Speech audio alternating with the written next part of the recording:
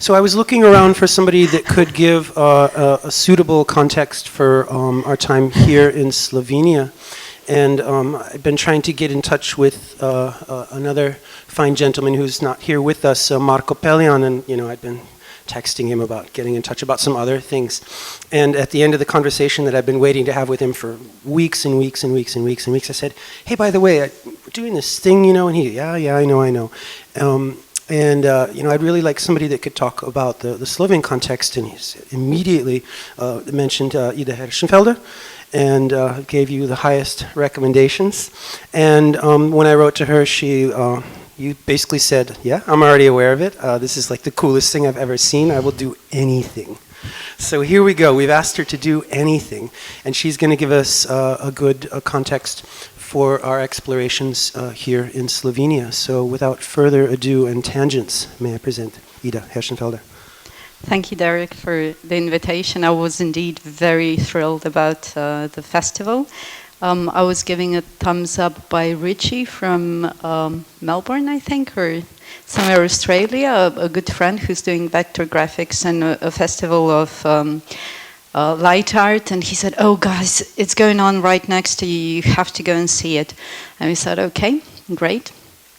And I just hope, Derek, that I live up to expectations given by Marko, especially after the talk by Darko Fritz, who's also working probably about 20 to 30 years on the topic, longer than I am, and as well because he's dealing with a topic that's very rich and very expanded, and the scene in Zagreb was absolutely totally alive, and Ljubljana in that comparison was a very kind of small, backward, modernist space.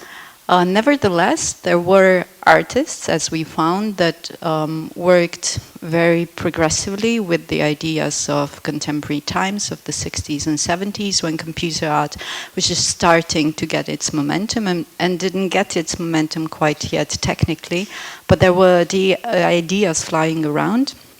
Just to have a little bit of an icebreaker for myself and hopefully also for you, I'm going to do something very predictable.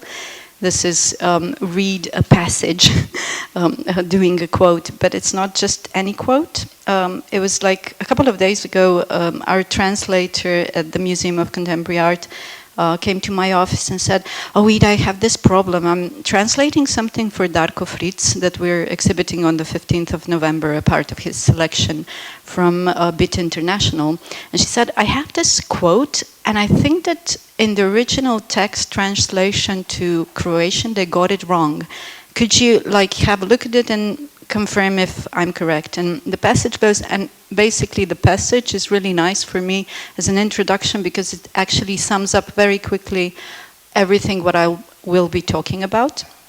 And it says, it's from Bit International magazine 7, number 7 from 1971, and it says, artists are increasingly striving to relate their work to that of technologists to current unprecedented crisis in society. Some artists are responding by utilizing their experiences of science and technology to try to resolve urgent social problems. Others, researching in cybernetics and neurosciences, are exploring new ideas about the interaction of the human being with the environment. Others, again, are identifying their work with the concept of ecology, which includes the entire technological environment that man has imposed on nature. And then it comes the quote that's translated incorrectly, I believe. There are creative people in sciences who feel that the man-machine problem lies in the heart of making the computer the servant of man and nature. Such people welcome the insight of the artists in the context, lest we lose sight of humanity and beauty. And I think that basically this last passage thinks that we should not only create or use computer as a servant to man and humanity. And the translation goes that the solving of the problem of the relation between the human and the machine can be found by utilizing a computer as a servant to humans and nature. And this is like the exact wrong reading, or where someone, how far can someone see, in this case the translation in Croatian, because the translation was done from originally English texts to Croatian. And this is basically the problem that artists, I think, still are tackling. How do we, is there any emancipatory potential in using technological tools for humanity? And what I will be talking about later a little bit further is that with a lot of artists that are included in this exhibition, that this whole lecture is actually based on an exhibition that was done together with Miha Turšić, who's sitting here. I'm very happy.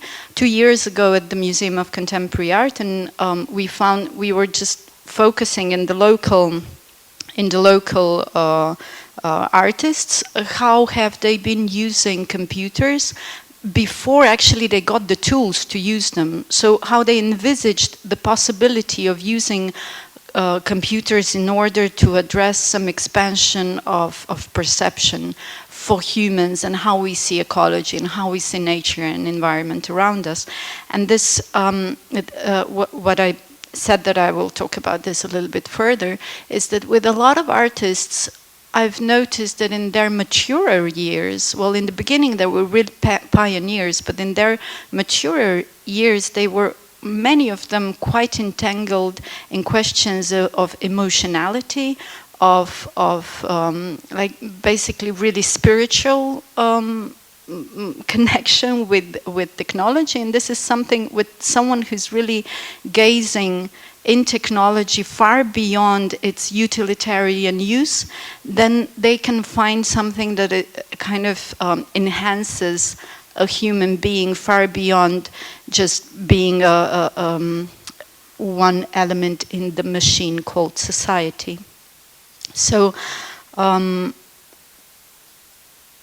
now on, I will be presenting artworks by some of the artists who, many of them, most of them are alive.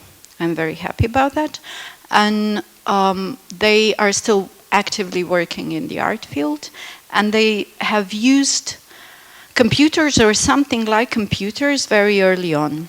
And as this passage in the beginning was very important for me, because it basically summed up some sort of categorization that I, as an archivist, felt compelled to do when I found these materials. And basically I was working with 14 artworks, I think 14 or 15 artworks, and trying to make connections between them and what are they talking about in terms of the relation to society.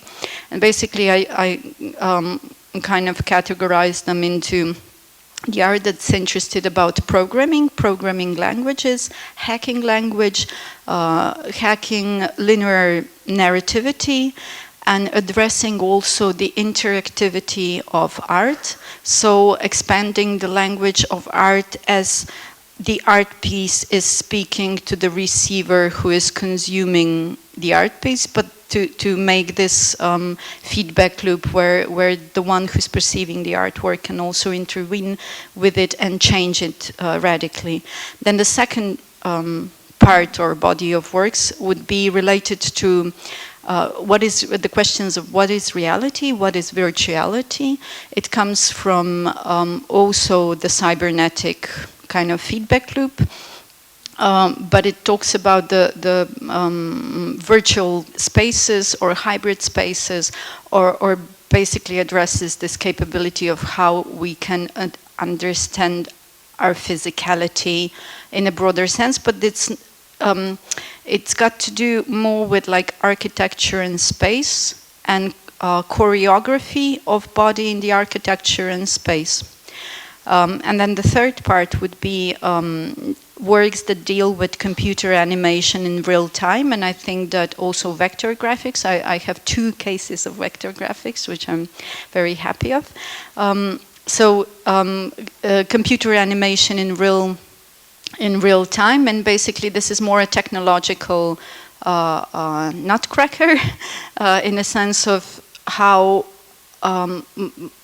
artists who were thinking of how to make machines smarter, because it was very difficult, as I'll show later, to work with the machines that were so stupid that they didn't even know how to have colors changed, understand 3D, understand, like, how did the artists work with all the ideas that they have of like 3D modulation and everything without having the technological capabilities of doing that.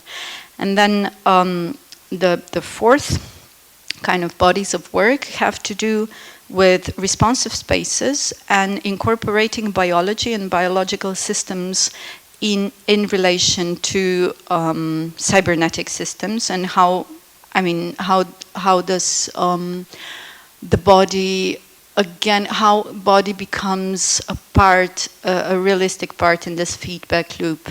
And we have some performative pieces there. And last but not least is electronic generative music and video. Basically, I have two compositions that we'll listen quite at the very end. There were at least, in the 80s, there were at least 3 artists that were really progressively working with computer music in like 82 to 88, something like that. So, let's commence. First is probably quite unlikely choice of artworks to talk about programming or computer art, and it's a very classic example of Slovenian conceptual art. It's OHO group. For those of you who don't know, some parts of their actions were also exhibited a year and a half ago at the Central Exhibition Space in Venice Biennial. And kind of OHO group as a conceptual group from the Eastern Bloc got its momentum a couple of years ago already, and it already was installed in some of the ontologies of conceptual art. But what I'm very interested about is their relation to the philosophical term of reism, which was their central philosophical term. And basically what reism means is, or addresses, or how it sees the objects, is that it believes that every object is a body, and all abstract concepts are to be reduced to concrete objects. That is one. And it's visible in many of their works, the way they use articles, so-called like multiples and articles in their works. And the second would be no object is a state or relation or property. So how did they work with objects in terms of trying to strip them from any linguistic or meaningful implications? This is the case of a book, a book that was perforated, and I somehow sensed that they were quite familiar with the punch cards that were in use at the time that this book was created. I'm not quite sure, I think it's 69 or 67. I think it must be, just let me check. 69, yeah. It was made in 69, and it's kind of an object that is already trying to announce something that they will do right this same summer. That was an earlier project from the beginning of the year. And then in summer, they had a whole set of actions that was called summer projects. And let me just, this one is more concrete. Their summer projects are a sort of an attempt how to do something that they called numerical programs of programming reality. They were from the viewpoint of systematics and programmed objects. They were trying to think nature from the aesthetic point of view and the point of view on non-functional relationships. And for example, here they would have a case study of one forest, and they were trying to think of it in mathematical terms. They had 4 rows of trees, and then they were trying to measure relations between them. But then again, they were looking at each tree as an individual object, but also as like a system that is a system on its own, not trying to say anything as well. There are a couple of more cases of that, maybe a little bit less visual. This is how they also installed, because in summer projects, they were going about nature and doing these projects, which were mostly, now we see them on paper or photographed documents, but they're also doing like natural installations, what like land artists would do at the time. And then here is like an article or a programmed numerical program for ear. And they were trying to think of anything also maybe meaningful, that for them any word that is trying to generalize anything in particular is false. So it's very well shown in the whole project when they say this is a fork, like a fork for eating, and then each fork is different. And then by this they are saying that no fork is forkish. And here they're trying to say that no ear is earish. This is a numerator. This is abstraction in its own. This is not even trying to say, like before that example, that no ear is earish. Here, no. This is a very abstract thing, and it's a program for numerator, for something that numerates things. A program for peach, a program for quiver, also like more non-concrete things, and a forest again. And that's a graphical program, and from this I think we can go to another case. This was not on the exhibition because I actually couldn't find this picture that we have in Moderna Galleria, but it couldn't be located. Sometimes that happens to works. No one knows the faith. So this work is exhibited in Zagreb Contemporary Art Museum on the permanent collection, just next to the computer arts. This artist was actually, he's quite enigmatic. I couldn't find a lot about him because he stepped out of the art circles in the 70s due to some conflicts.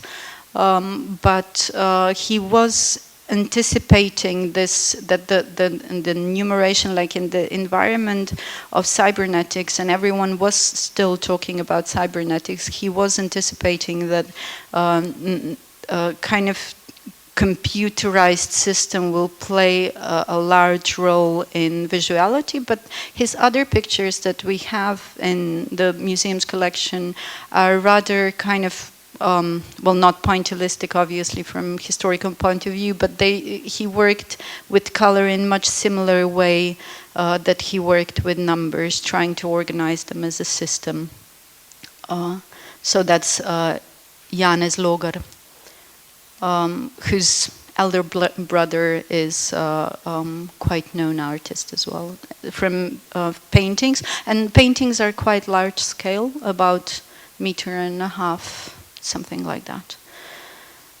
Then we already come to someone who would be probably, or should be, the first choice for presenting anything to do with Slovenian computer art, or computer art in Slovenia. This is Edward Zajec. Well, we kind of adopted Edward Zajec as very Slovenian, though he's never really lived in Slovenia. He's one of Slovenian minority from Trieste, And up until late 60s, I think, and Micha, correct me if I'm wrong, he was working in Trieste, and he was very closely affiliated to the university there, where with a technician, with the help of technician, he made the programs on Fortran using formula translation language. And created a lot of variables of graphics that were produced on Plotter. He's got quite a large collection ranging in the year of production, anything from, I think, 65 to 71, 73. There are 4 really beautiful examples that we have at the Moderna Galleria collection. And now, right about at the same time, and this is even, I'm not going to talk about it detailed in about his Fortran projects, programs, because these were used also by many other artists, and there were many such experiments. But what was very intriguing for me is his interactive book, for which he conceived and made plans in like 72. And basically, I have an example of 2 sheets out of, I think, 64 sheets altogether that were later in 79 he published this interactive book. But his idea for making it was like this feedback loop that anticipated interactivity, and it was based on a visual dialogue between the program, so to speak, this book that gave you out like certain sets of compositions, and then you would choose by his instructions. He had like 6 instructions for users of the book, which were kind of enigmatic but very strict.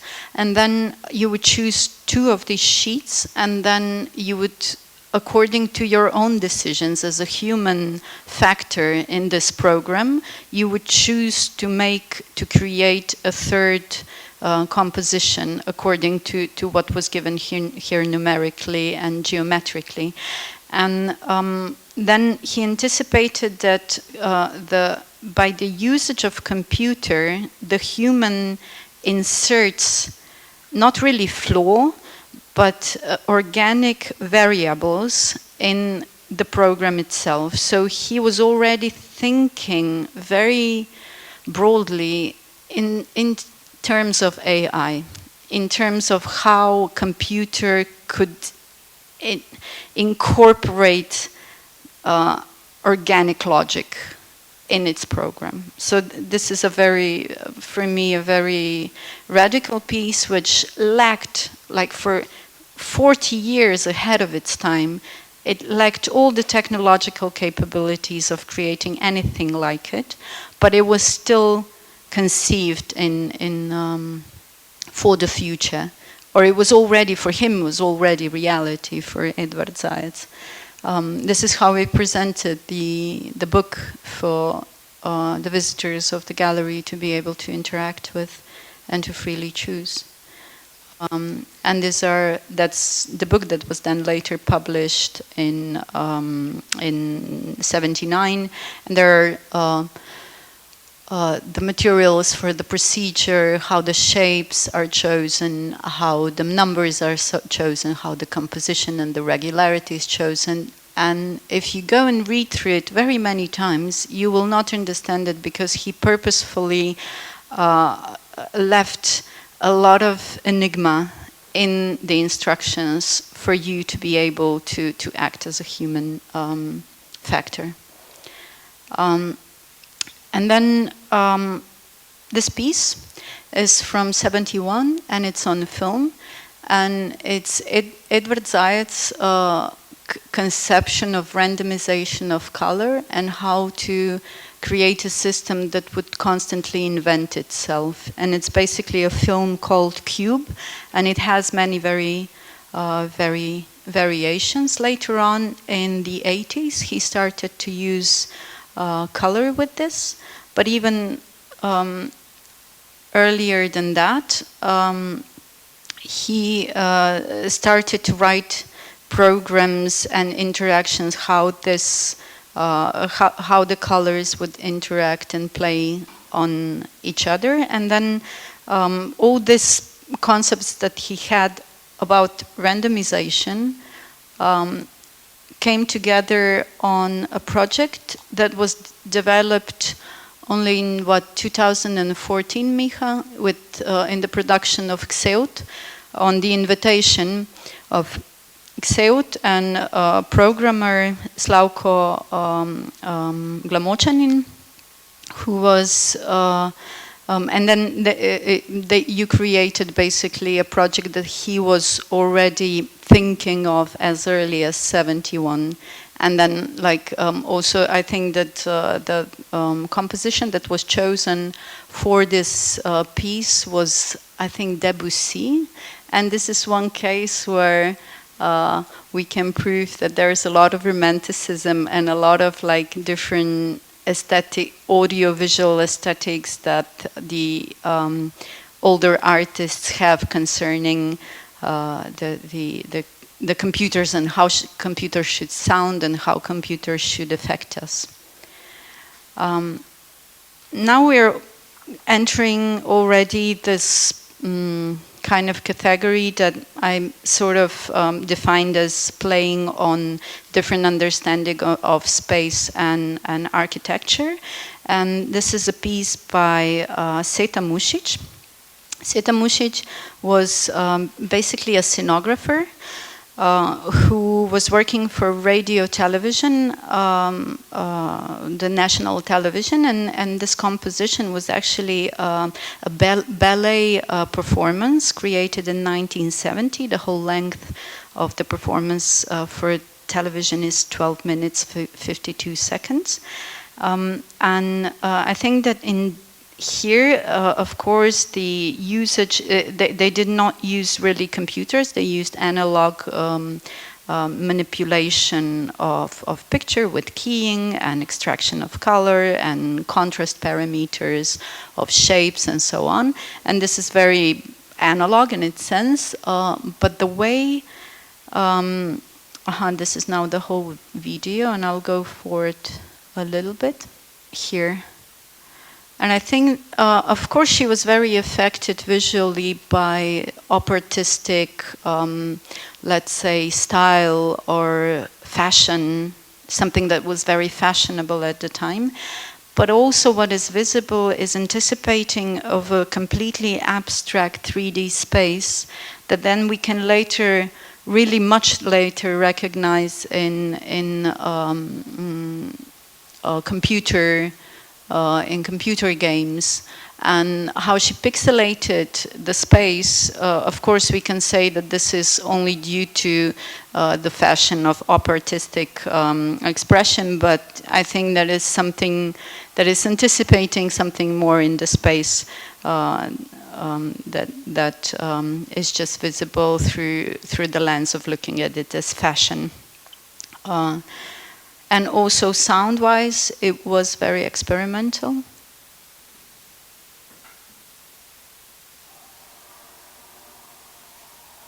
Okay, and mind me, this was aired on the national television in regular program in 1970. And as I've wrote in the introduction to this lecture, is that I will talk about a little bit about the context of how these works were created. And I think it was very important for the artists who started to use first either analog or computer equipment, that they had access to public equipment on national television, radio stations, in terms of composers, of electronic music. It was completely, the radio station was the central space where people could actually work with computers, and also universities. I think I should leave you with it a bit.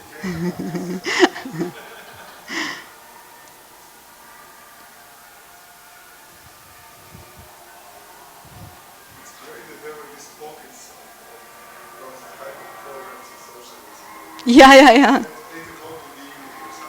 Yes, totally. There was like, it was, think of it. Think of something from this festival being aired at 8 o'clock in the evening for general public. What would they say?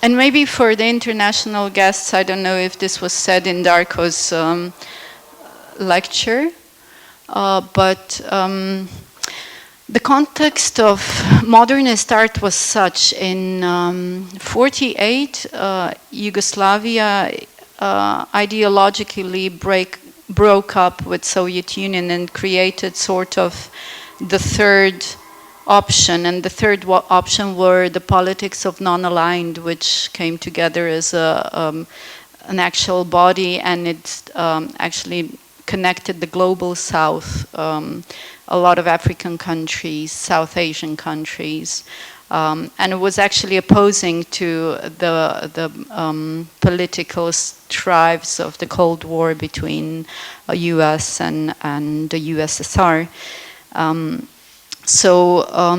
And it, although it was against like social realist aesthetics, it was very affiliated with the modernist aesthetic. What I think Yugoslav socialism liked in the modernist aesthetic is that it wasn't politically engaged, that was basically entangled in the questions of form and aesthetics, and was not concerned with real politics.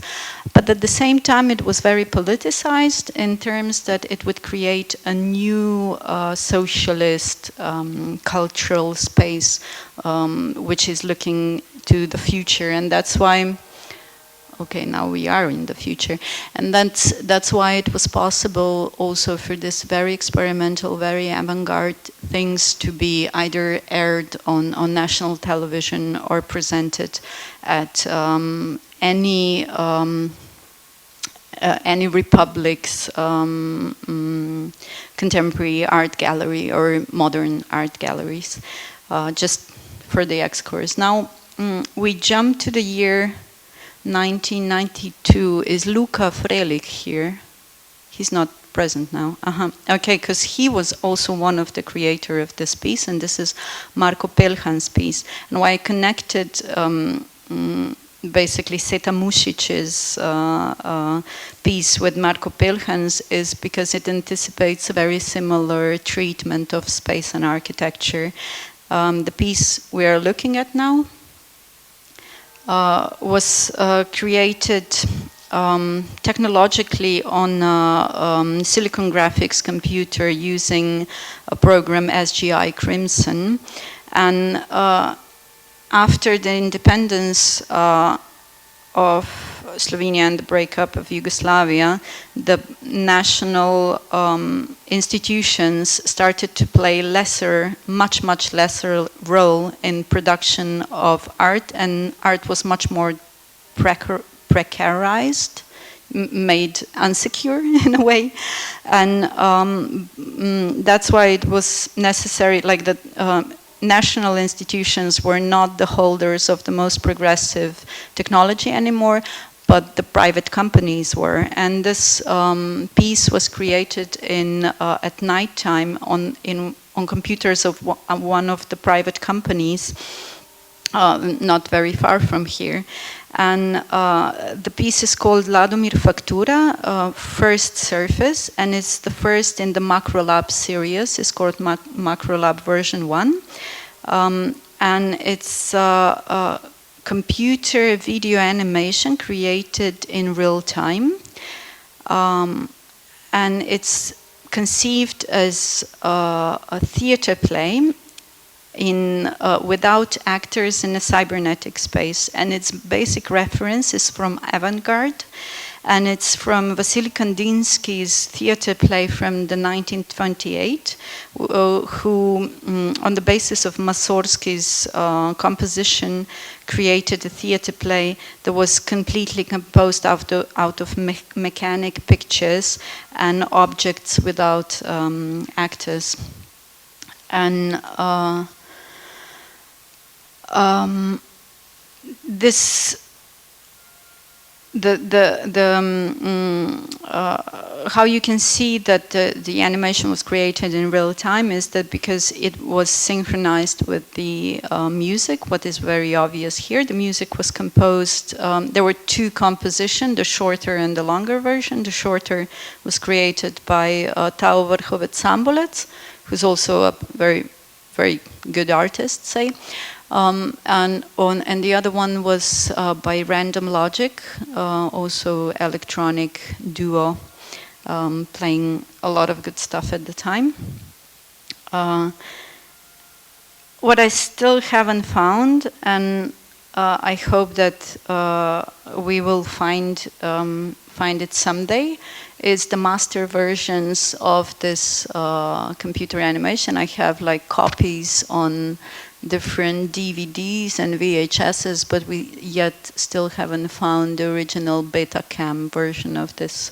This is something from the archival point of view. It's very difficult to come to the original source.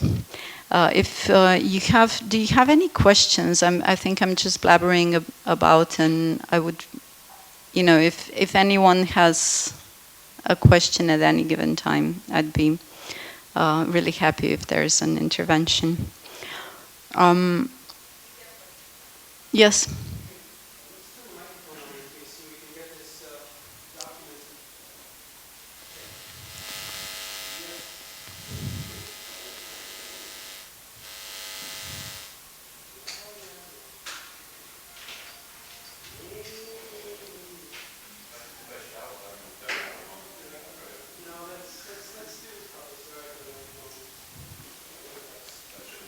Check. Yes. Jonas has a question. Thanks. You said this is a real-time process. Can you Yeah. talk about that process? That's why I was hoping that Luca Frelich would be here, who was the actual code writer for this piece, and he was at the time very young, like 17, just out, still in high school. The data that I have is that it was created on Silicon Graphics, what I've said, with the SGI Crimson for animation in real time. So there were a lot of objects, as far as they told me, there were a lot of objects, what you can see from Kandinsky's paintings, and they were given a set of tasks and they were recomposing themselves. How this was done, actually, I cannot imagine because I've never worked with Silicon Graphics. So I don't know, but especially here in this part with this highway, it will be very obvious probably to you how this is composed, because the objects that were cut out will appear and disappear on the course. And as I'm saying, I have problems locating the original archival master copies. Because there are two master copies, one the short one and the long one, and comparing the two would probably give us a good idea of what was going on in the program. So the composers were generating code, and then that was bringing up tasks? Yeah. Come over here and Oh, good. speak to the talking stick. No, Luca said that basically the problem was that trying to render it frame by frame to beta was just too expensive. It would take 6 months. So they managed to get the night shifts at the facility, made the program, because then it would execute in real time, so it was faster. And then they brought the computer to Tsankarev Dom, if I'm not wrong, Ida. Yes, yes. And it was performed as a theater piece. Yeah. So I don't know anything else, but I found this. So it was also made because of the need, not I think originally as a statement, but certainly it became one. Yeah, Thank you. Yeah, exporting anything on a carrier was a problem for a long time, and I think it's still given a headache to video editors, but it's kind of optimized now, hopefully. So now here you can see how this, like, objects appear and disappear, and I think that these were like individual objects that were given as a random. Well, I think the reason I asked that is because there's the idea of seeing the artist's hand in a real-time process, and that's what I was asking about. In this case, there was a program that was created to generate all these things, and then it renders in real time, rather than the artist's hand controlling the processes. Yeah. Right. Okay, thank you. Yeah, it wasn't, yeah, it was a program execution, I think. This is also a case of how the problem of manipulating in real time, and this is the first case of vector graphics that we have in this selection, and it's from '76, and basically in like an interview that I did with Micha Vipotnik, who's the creator of this piece, who's later, like even as early as '79, created much more complicated works. But at this time, in that interview, he said that he had no knowledge at the time of the works of Namjoon Paik, of which I think anyone who knows the work of Namjoon Paik can immediately see the reference. But he said that he, kind of using the tools at the National Radio and Television Station, he came up with this idea that he would record vector graphics and then have them manipulated with the RGB PAL television picture. But at the time he said that he was already thinking of the problems that this procedure has, that he has to record the vector and is able only in post-production to manipulate picture, and that he wanted to create some sort of system of how this could be done directly, but he was unable to establish this connection as early as 76. Would you like to see it a little bit longer? Yes, please. Yeah. So, in some parts, it's obvious that the sound and the picture are in sync, while in other parts you see that some parts were cut out and not really synced with the sound wasn't synced to the picture. Here it looks kind of in sync, because the piece itself is, I think, how many? 18 minutes long. Sorry to interrupt, this is super fascinating. So Philip today was doing a workshop on a circuit published in a magazine from the 70s and called the Oscilloscope Graphic Artist, and it's a bunch of oscillators, and it is almost identical in the graphics, so we think that this is the same circuit. It's really close. Like, we can show you one later, but it's remarkably similar oscillator relationships. Oh, wow. Probably they were working with the same things that, where were they creating these oscillations? Do you know, maybe? So this was like a hobbyist project from like a 70s electronics magazine. Mm-hmm. And you could etch the circuit board and build it. Mm-hmm. And we don't think it was very widely adopted at the time, but a bunch of us have found it, and Philip made a new PCB for it, and he teaches workshops and produces these modules. Wow. So it's remarkably similar to that section, at least, yeah. Yeah. I'll hand the mic back. Thank you so much. What and that is really fascinating, because I was looking at it thinking the same thing. Wow, that looks pretty damn familiar. But an anecdote that connects to that a little bit was that Kuda.org, which was a culture organization in Novi Sad in Serbia, there was a technician that was working there for a long time, Edvard, and I can't remember his last name, unfortunately, but he took me into the back room one time and he said, in Yugoslav times we couldn't get a lot of things in, but we could get magazines. So he'd gotten these magazines from, in the 60s about, electronic music instruments, and he said, well, we couldn't get a mini Moog here, but I built one. Look at this. And so you had this exchange of information, because it wasn't completely blocked off, of course, during these times. You could have an exchange of information, but I think nobody could have afforded to import anything like that anyway. So it really wouldn't surprise me if this electronics magazine with this particular circuit made its way here and found its way into the hands of some of the technicians. You said this was at the radio studio, right? Yeah, that was a radio television studio, and I'm sure like the technicians there were very agile, but they didn't have the artistic kind of aspiration. And it was really good that like Micha Vipotnik, who had access through his father to work on the television, had these aspirations to test it out. This is the final evidence. We're convinced it's the oscilloscope. It's the same one? It's the same one? This seals the deal. Yeah. And as far as radio technicians are concerned, we have or TV technicians. I have very similar story in Zagreb about some later show, 80s show, that features some amazing video, obviously real-time video animations. But I know the people who made the show, and I asked them like who was doing the backgrounds, and they said the name of the scenographer that was doing cardboard things in front of that. But behind you have these feedback loops in technology. They have no idea who did it. Mm-hmm. But I think studios were also always, but it's not only, it was everywhere, I think.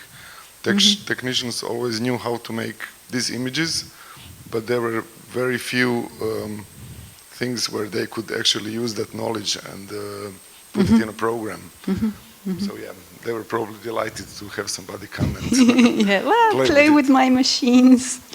Oh yeah, and he definitely played with the machines. Like I don't have a piece here from like a couple of years later with like 4 cameras and mixing live with a lot of keyings and like really complicated stuff. A 1-hour performance with 3 actors in studio, and so I'm just going to be really quick with mentioning this piece. It's from like alternatives from 80s, like 84, and it's really classic vector graphic. It was created on a university. I'm going to read out the machines: Atari, DEC System 10, and PDP 11. Very general stuff that everyone was using at the time. And this guy was an electric engineer and worked with the Favi Disco and Favi Video Production and Borghesia. And here's a case of like what he was actually doing before the DMX system for controlling lights was available. He was like trying to, in like 84 to 86, develop what he would call VD, something that would work as MIDI but only work on lights. So he already anticipated some technology that's going to, unfortunately he died very young, so he didn't, like in the 80s he passed away. But Borghesia nevertheless used his graphics a lot with, here's a description of VD. Yeah. For example, this is a poorer quality of things, but they used it in their official videos. And what he was doing is, of course, he was doing like regular vector graphics that he would program, and then he would record it on a video camera because there was no way of exporting it, and then just completely, totally saturated the color to red to get this kind of very blurry, very kind of tacky outcome. And the way why it was tacky is also because Borghesia was using a lot of well, it was very involved with the queer movement of the 80s, and with like a lot of trans stuff and trans performances with the theater and everything. It's Goran Devide. Neven Korda is the creator of many videos, but the programming part, so the how do you say Spitza, the intros, the intros and the titles were programmed by Goran Devide, And then the videos themselves were done by Neven Korda and Zamira Begovic, who are, yeah, very much with us and still working very well. Very nice stuff. So now, as I'm saying, I'm going to dash through a little bit. I would really briefly like to show you the work of Franz Zurg. I was pointed to Franz Zurg by Dragan Živadinov, who's found him in a report of receiving Ars Electronica Award for animation in '89. And then I came to contact with Franz Zurg, and apart from the computer animation that we've also exhibited and that was awarded, he showed me something that he did as he's a professional restorator, so a chemist by profession and an artist and an art historian. So, and also an artist working in graphic arts. But in the '84 to '89, he created what he called electronic graphics, and he was using the liquid crystals, the thermosensible liquid crystals, to create sort of animation, like electronic animation thing. What you see here, by a click of electronic trigger, certain parts of this picture are triggering, just much like a calculator that has these liquid crystals in them. For example, here the portrait of a lady appears and disappears. It's a click thing, click here. It's a very poetic, really beautiful piece. And also his aesthetic is more classical, and also his aspirations are more classical. He's very well acclaimed. He's living in Serbia since end of '80s, and disappears like that slowly with a click. And he's a professional in restoring icons, Serbian Orthodox icons. So he's like a chemist. He used to lecture a very interesting character, all in all. So that. The last bit I'd like to show you, and it's got to do, let me just dash through these pictures. The last thing is what I already mentioned, the insertion of a body into the circuit of a computer or an organic matter. This is the animation. Okay, here we are with hydrogisma, and this is something completely different, not to do with computers, but something that is what I identify that is anticipating something, the way we are using technology now, that we know how to code, manipulate organic matter, and this is basically what hybrid art and bioart is concerned with in the last 10 years exponentially. And here in the late 70s in Zagreb, a Slovenian group of 4 people, Jani Osojnik, Istok Osojnik, Vesna Črnivec and Dušan Pirik-Hup, who were all working like as photographer or artists of different kinds. They formed the group Hydrogisma.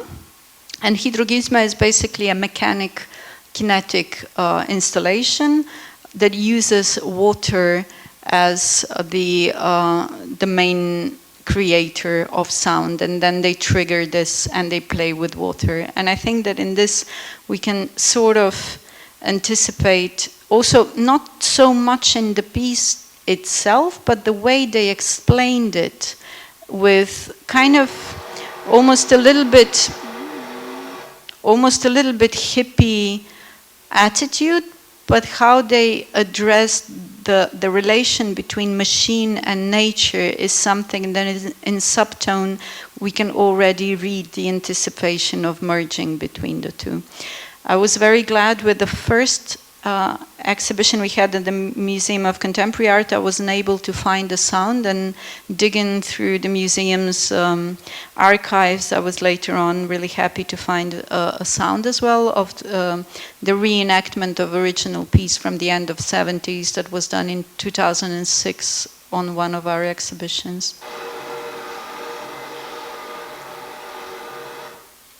Sorry.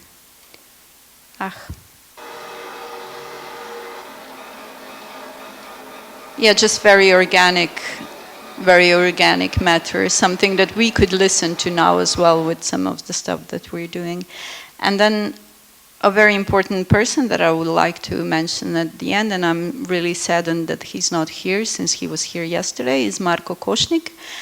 And he, throughout the 90s, or already at the end of 80s, he anticipated that it will be possible to trigger and use sensors with the body to trigger machines. And I would like to show you, these are some of his more theoretic works that he's put down in like the key points of thinking about the possibility of two-way communication. And this was a booklet that he's done with his exhibition in '93 that he closed himself in a gallery and have himself observed with the camera, with a surveillance camera. But basically he was talking about how an organism is kind of put in this circuit. And with this exhibition, he's also written down some of his like more philosophic ideas about that. But here we see a performance from '89. What you can see here is almost as that the bodies would be triggering the sound.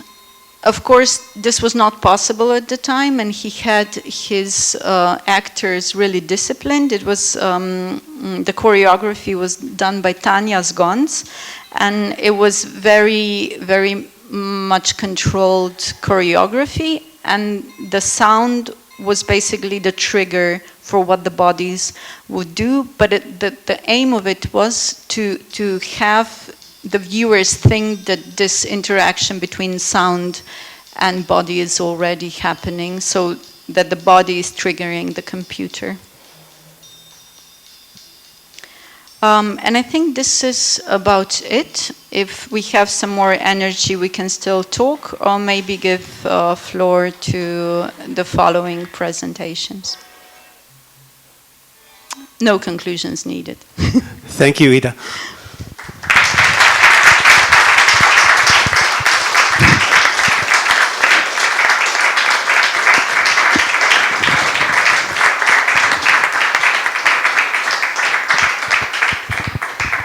Just to give a short response, because there were some things in there definitely that Darko didn't talk about so much in the historical context of this Yugoslavian third path. He kind of, Darko's lecture was a bit more like that scene in Breathless where they run through the loop as fast as possible. So